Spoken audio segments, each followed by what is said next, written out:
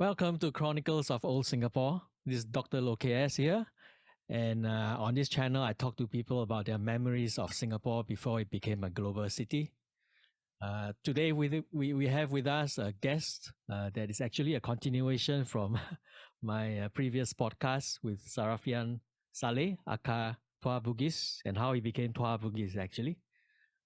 So at the end of that podcast, I realized that there is so much history and memory in the Bugis community. I must speak to one of the old guys, right? And thanks to Sarafian, uh, he put me in touch with Injek Ibrahim Ariff, who is our guest today to relate his memories of the Bugis in Singapore.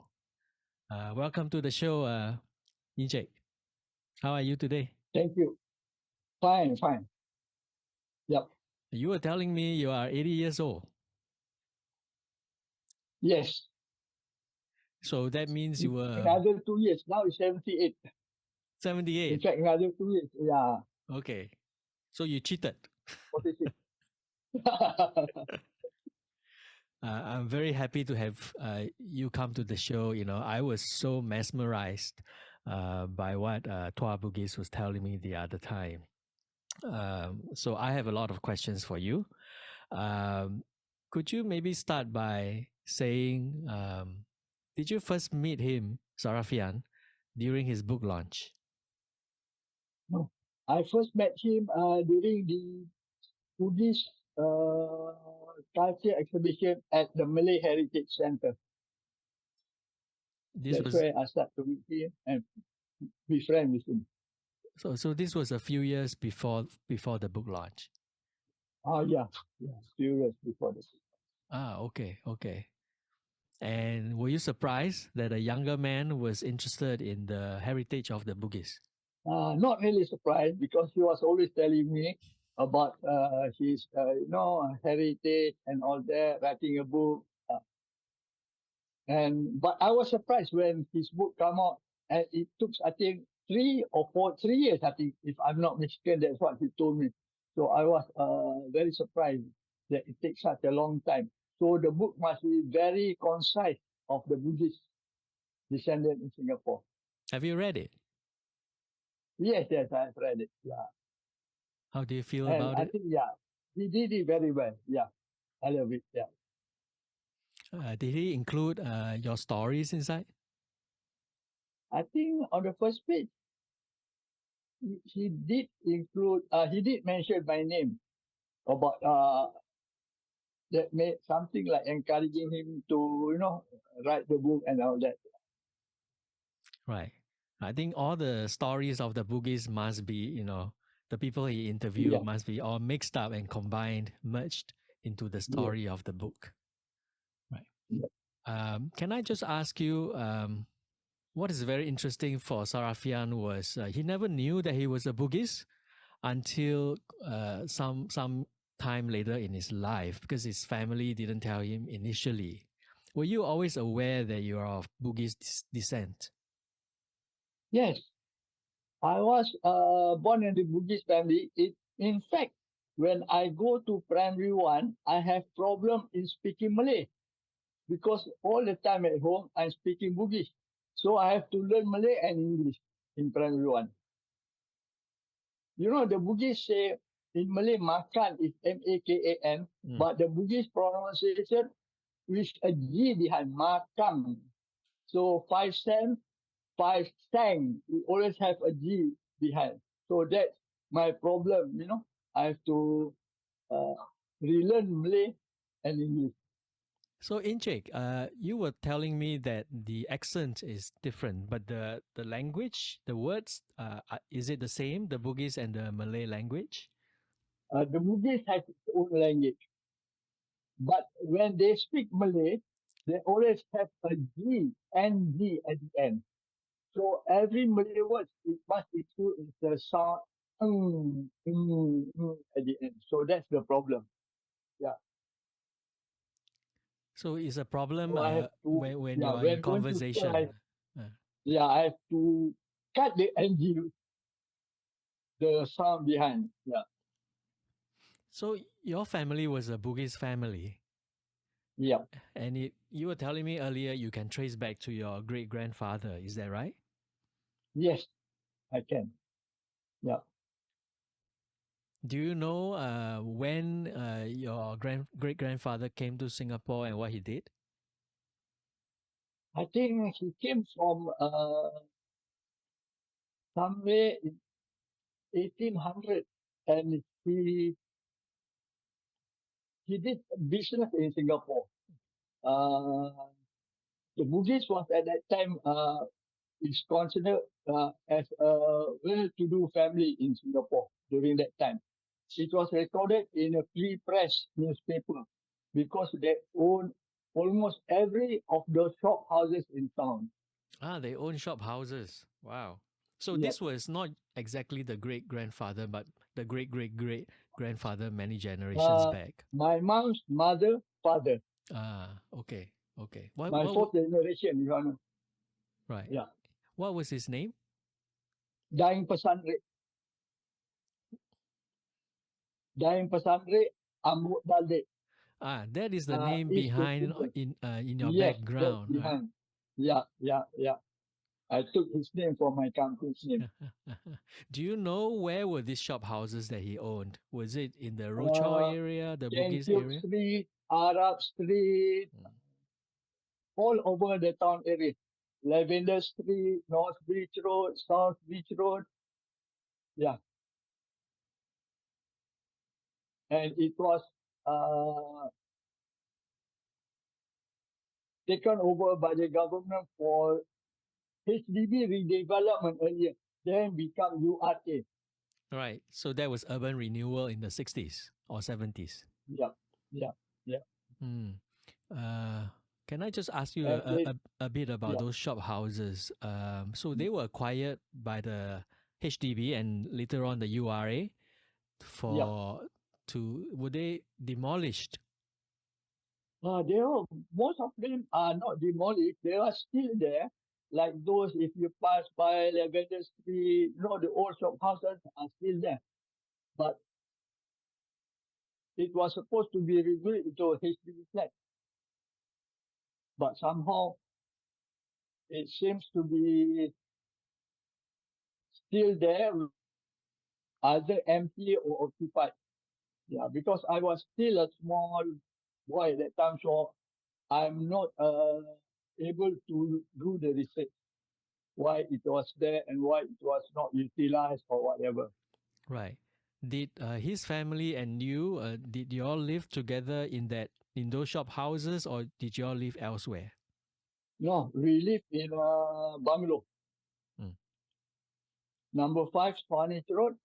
Then we moved to 10 Siglap Hill, Sorry, the five what? I can't hear. Swanage Road, Sorry, Swanage, Swanit Road. Swanage, Swanage Road at Tanjung Katong Road. Ah, okay, okay. Was your great grandfather pretty upset about losing those shop houses because he can't sell them at market price, right? Yeah, yeah. Yeah, It was only $5,000 we got, I think, per 2 or 3 story house. And what I am sad is, I did remember during my secondary school, I wrote to the government because two different units, one is a larger unit and one is a smaller unit. And the larger unit got less than the smaller unit. So I asked them, I appealed, why is it like that? And they say that because the large unit needs a lot of manpower to break it down, and the smaller unit it needs lesser manpower. It doesn't make sense. But whatever, I think we are being cheated by the government at that time. I dare to say this. yeah, yeah. And as you said, they didn't demolish it in the end. They Yes, they kept it. Did they renovate it? Probably. I don't know because it's still there when I pass by, Right. and it's look just the same. But I think now maybe they have already demolished it. Most of them is already now HDB flat. Yeah, Hmm. I see. So I just want to go back then to your childhood and being a Bugis boy in your class, in your school. Um, do you know why then Sarafian's family didn't tell him about his heritage. Do you think this is quite strange or quite unique? It depends on the family because some are afraid maybe to tell others that they are Buddhist because they thought that Buddhists are bad, Buddhists are pirate because that was being the trademark used by the British to fight against the Buddhists because at that time the Buddhists was seafarer and they will attack any British or uh, this Dutch armada. So maybe to frighten people not to be close to Buddhists, they say all these not so good things about the Buddhist community. So this family wants to keep their children safe and they try to hide their race. Have you heard before that that people were saying this, that the Bugis are pirates? They are not good in history, right? In Singapore history, they were pirates. Have you actually heard this before? Yes, I've heard that. Even in school, I used to be teased, Bugis, pirate, after the history teacher taught about the Bugis history. And about Bugis history, yes, I've heard that most nasty thing about Bugis history and all that. And because of that, I wrote a book on the Bugis community in Singapore. It was funded by the Malay Heritage Center. Ah, I didn't know. Sorry. You are an author yourself. Yes, What is the title of the book? the Bugis in Singapore. When did you write this? A few years back for COVID. Before or after I think, yeah. Sarafian? Before Sarafian. Before Sarafian. I wrote a few books, and then there's another about the past Malay entrepreneurs, where all the Buddhist entrepreneurs are introduced in the books. I should have done my research properly and found out about your books. It's okay, no problem, Doc. But really, I look forward to reading the books, and what prompted you to write the Bugis in Singapore? Yeah, it's because of, people are saying nasty thing about the Buddhist community, pirates, and then the Buddhist faith is not a good, not a good identity for being a Buddhist. So I had think it's time for me to put the correct perspective to those type of things. Yeah. When I was a history student in the 80s, the textbook would say, and this is my impression, right, as a student, the Bugis are always fighting. They are involved in the politics of Johor. They were rivals of the British, and finally the British drove them out. So the idea that I got, I didn't know any Bugis person at the time. My impression was the Bugis are warlike, right? They are warlike. Not so much the pirates maybe, but they are involved in the politics of Singapore. Somehow they were a threat to Singapore, right? Because Singapore was under the British. Yeah, in fact, that was a wrong perspective. In fact, the Bugis tries to maintain the Malay Sultanate Empire along from Sulawesi up to Malaysia because they are fighting common enemies, the Dutch and the British. So they have to ally themselves when they go to Malaysia. They have to ally with the Malay king to fight the British. On the Bugis side and the southern island, they fight the Dutch. But the Dutch and the British are not happy, so they label the Bugis as pirate. In fact, they are protecting Southeast Asia from the invaders, that is the British and the Dutch. That's right. I mean, that's the problem of the history being written by the British, right? And we still continue to follow and to tell that perspective in our history books to a large extent, right? We are still celebrating we just celebrated the bicentennial a couple of years ago. And it's still, to a large extent, still the British story of Singapore. Right. So I think it's In very fact, important. Yeah, go ahead. yeah, in fact, the person that introduces Singapore to the British is the Bugis. Mm. They travel from Sulawesi up to the Andaman Island and up to uh, the Arabian Sea. And from there, then the British knows about this island called Singapore, a nice place. In fact, it has already been developed as a harbor where the Bugis will stop Singapore, get water, get something before they leave Singapore to the Middle East and all that. Yeah. Mm. That's right. I mean, the Bugis were part of the founding of Singapore and the early story of Singapore after 1819, wasn't it? And somehow that we need to include that story right into the Singapore story. So really happy to hear that you've written that book. The book is in Singapore. Later on, I'll get a link from you or some details about the book and put it under the video so people can Okay. check it out. Can they buy it from you? The books is, I mean, it's 1,500 copies all gone. Oh, gone. I've got only a few copies Who's for the myself. publisher? Uh, I, I'm the publisher myself. Okay, okay. It's supported by the Malay Heritage Center. But I think you can find the book in the National Library You're right. because That's it's, right. Right, I right. think, four Okay. copies of it. Yeah. I think it might be better to just put a link to the National Library and people can just borrow the Mm, book. yeah. In your book, when you were doing the research, did you do interviews with other senior members of the Bugis community?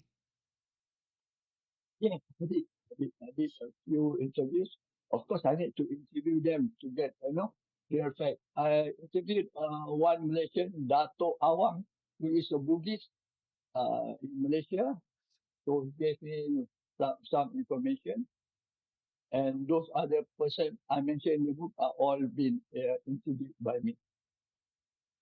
Yeah, I saw the photo in your WhatsApp, right, with Sultan Ibrahim.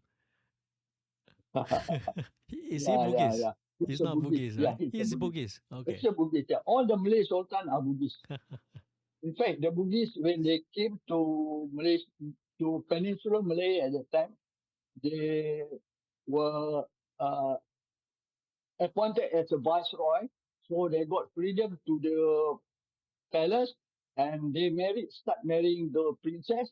And eventually they take all of the Malay state under their control. Mm. Yeah, that's how it is.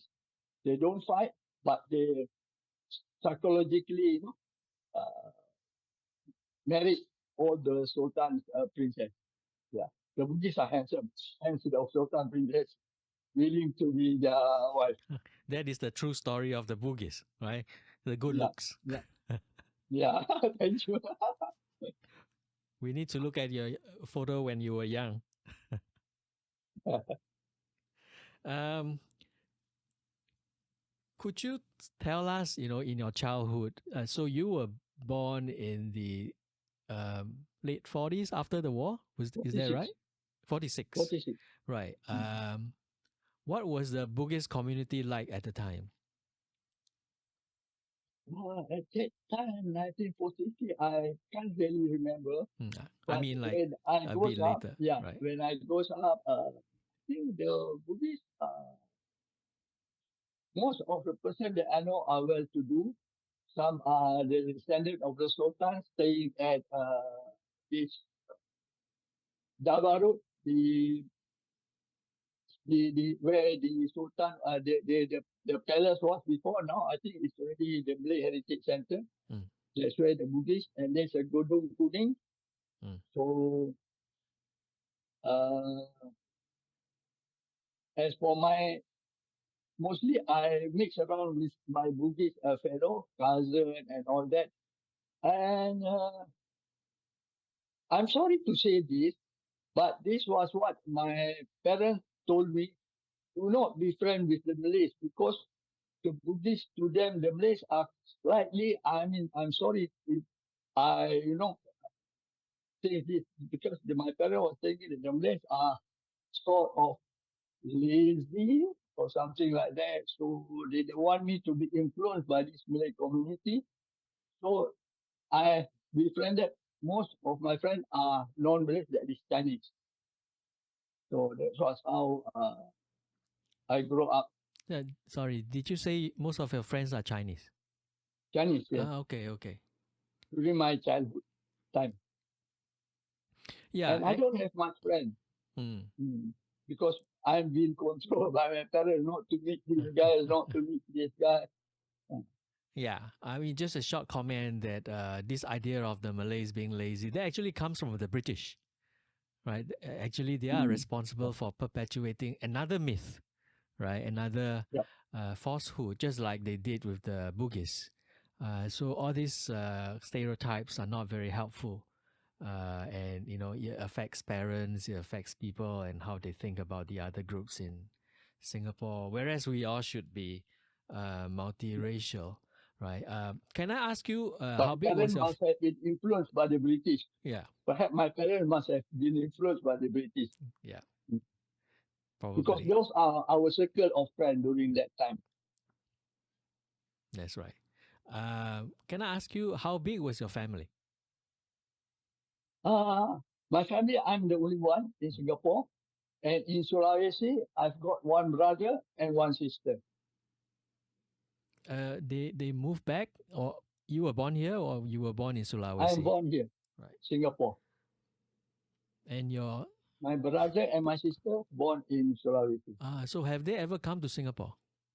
Yes, yes.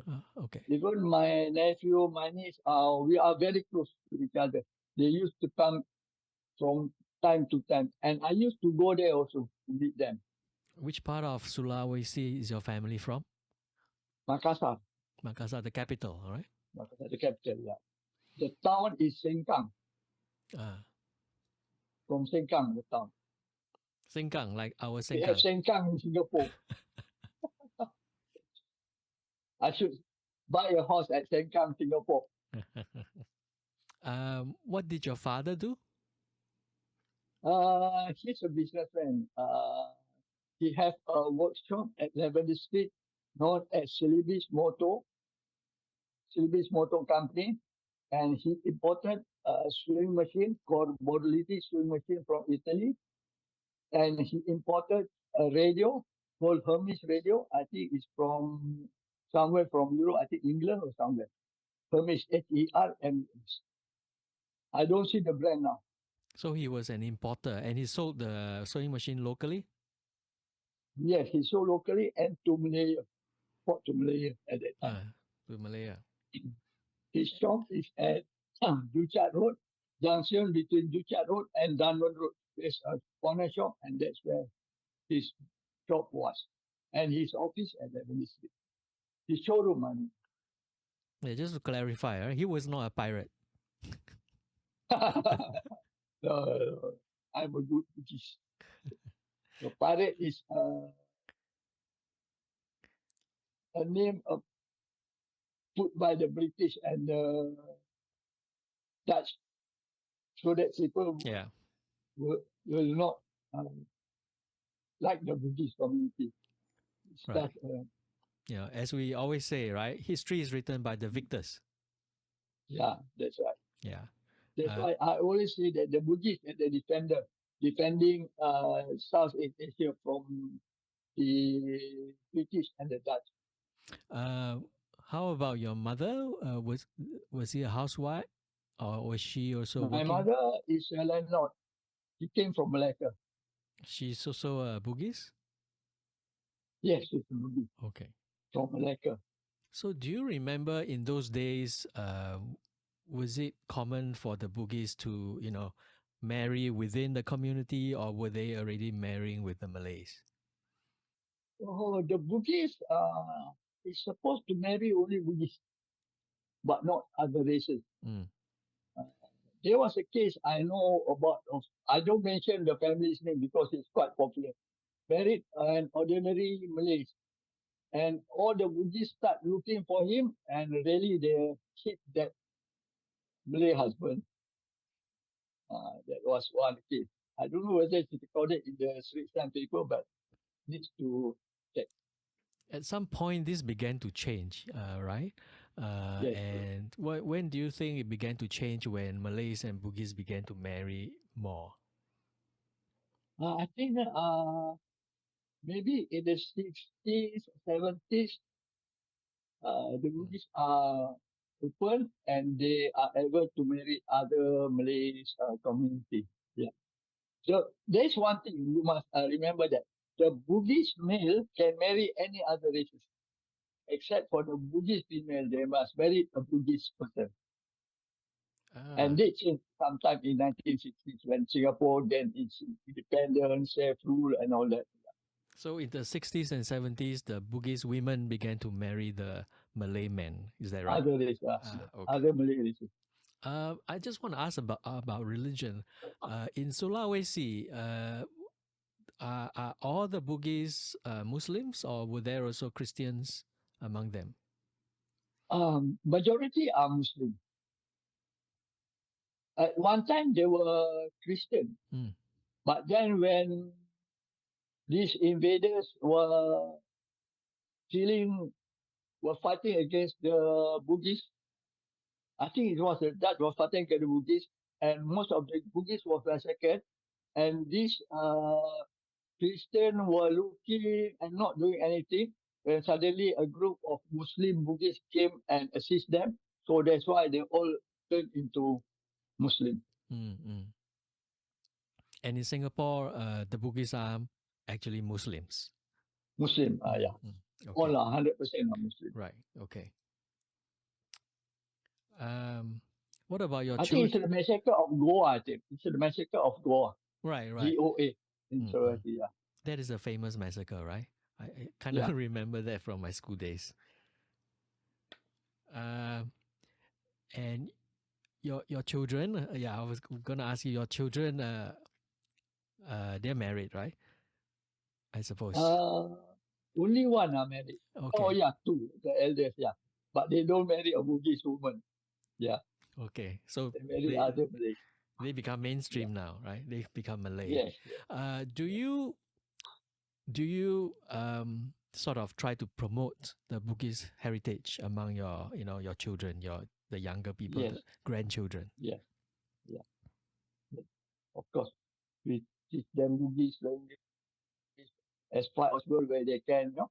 And I think they live like a Bugis, Mm. a proud community, and respectful, and do everything must be the best because that is the Buddhist idea. If you want to do certain thing, do it, but do it properly.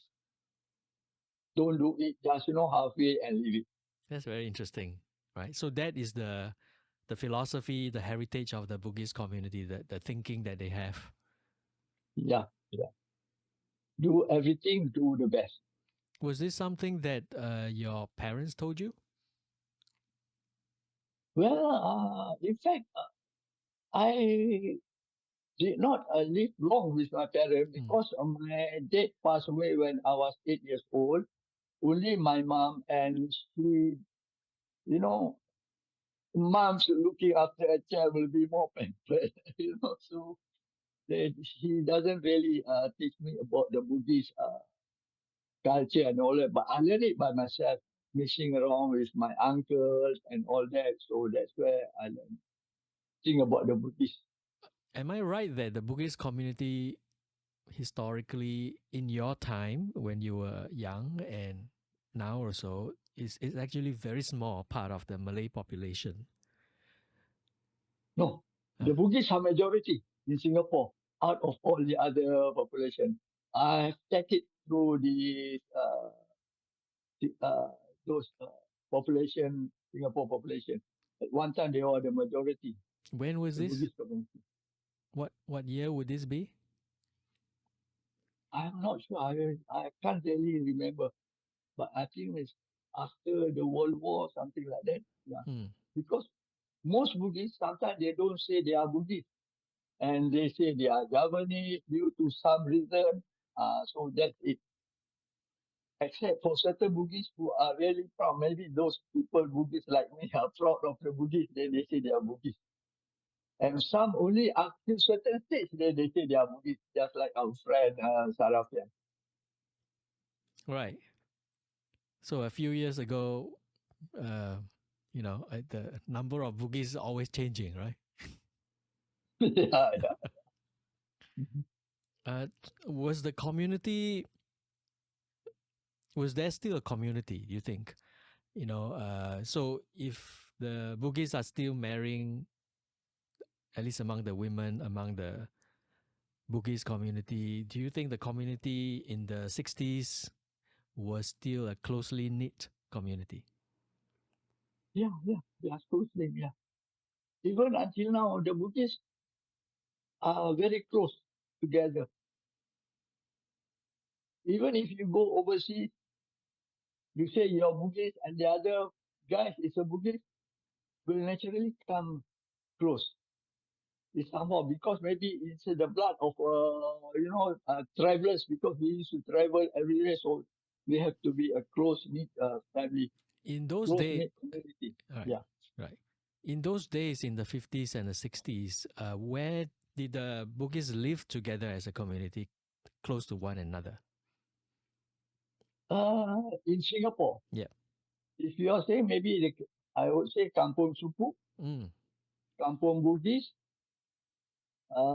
Java Road. Despite the name Java Road, there's a Bugis mentioned it there. Those are the places that I can think of. It seems that historically they've lived there for many generations, isn't it? That area of Singapore. Yes. Were they sort of carrying out trade along those areas still, you think? Along, Kallang River, Rochor River, that area? Yes, they were at that time. I think before independence, they were in business. I think most Bugis are doing business in partnership. Some are with the Chinese. You know, they are more closer to the Chinese community at that time. Uh, even yeah, my parents are close to Mr. Kwek Sia Eng, the manager of one of the bus company. I can't remember. He's one of the trustees. So that's how I think the Buddhists make themselves in do business Hmm. among the community. Right. Yeah, Interesting. What is the name of the Bugis boat? The traditional the Bugis boat? Buddhist. Sorry, The the the boat. name of boat. Finishing. Finishing. Yeah, boat is it BOAT. That's right. Uh, the traditional Buddhist boat is Pinishi. Phinishi. Pinishi. That's the boat they use to It's not travel. it's not the Prahu. No, not Prahu. Prahu is those Malay kampung in Singapore using Okay. that perahu. Mixed We up. are using the finishing. Yeah.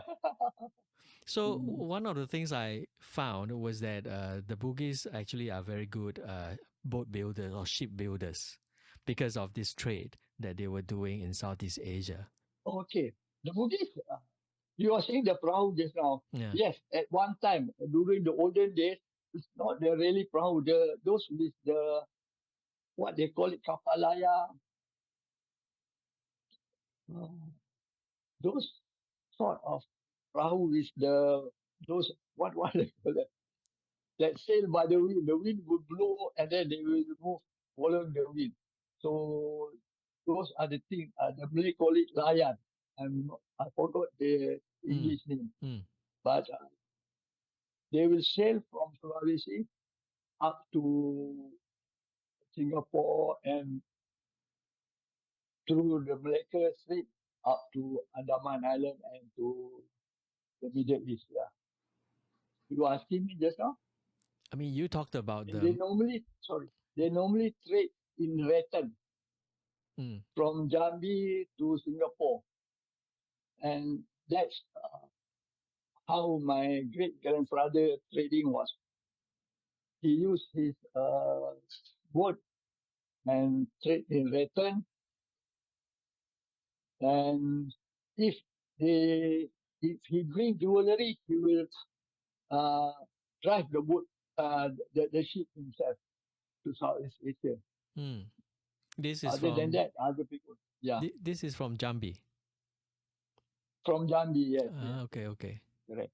Where is Jambi? Is it in